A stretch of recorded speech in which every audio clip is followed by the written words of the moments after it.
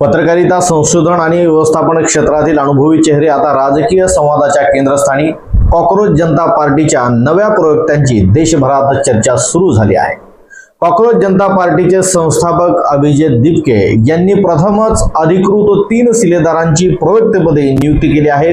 सौरभ दास, विजेता दहिया आणि आशुतोष रांका भारतामध्ये विद्यमान सरकारच्या शैक्षणिक अनागोंदी कारभाराला कंटाळून आणि एकंदरीत भारताची विस्कळीत झालेली आर्थिक सामाजिक परिस्थिती पाहता नवीन तरुण तडफदार तरुणांची संघटना सीजेपी ही CJI chief justice of India अर्थात भारताचे सरन्यायाधीश यांच्या संतापजनक वक्तव्यातून निर्माण झालेली अपमानजनक भावना आणि त्या भावनेतून नवीन उदयास आलेला राजकीय पक्ष कॉकरोच जनता पार्टी.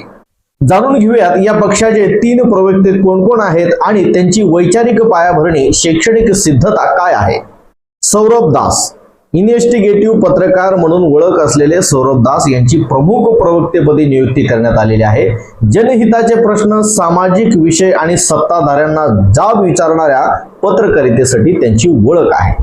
विजेता दहिया त्यांच्यासोबत राजकीय संशोधक, लेखक आणि चित्रपट निर्माते विजेता दहिया यांची प्रवक्तेपदी निवड करण्यात आलेली आहे. विविध सामाजिक आणि राजकीय विषयांवरील त्यांचे संशोधन, लेखन आणि अभ्यासपूर्ण मांडणी यामुळे त्यांना विशेष ओळख मिळालेली आहे.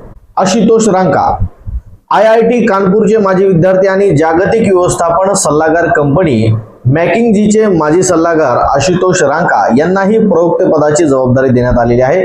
धोरणात्मक नियोजन, व्यवस्थापन आणि युवकांशी संबंधित विषयांवरील त्यांच्या अनुभवाचा पक्षाला फायदा होण्याची अपेक्षा आहे.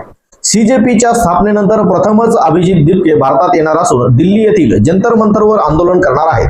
केंद्रीय शिक्षण मंत्री धर्मेंद्र प्रधान यांनी राजीनामा द्यावा, कारण नीट पेपर फुटी, CBSE मधील पेपर तपासणीतील गोंधळ, भारतीय तरुण तरुणींचे शैक्षणिक आणि नोकरी, उद्योग, व्यवसाय विषयी असलेले करिअर भविष्य धोक्यात आलेले आहे.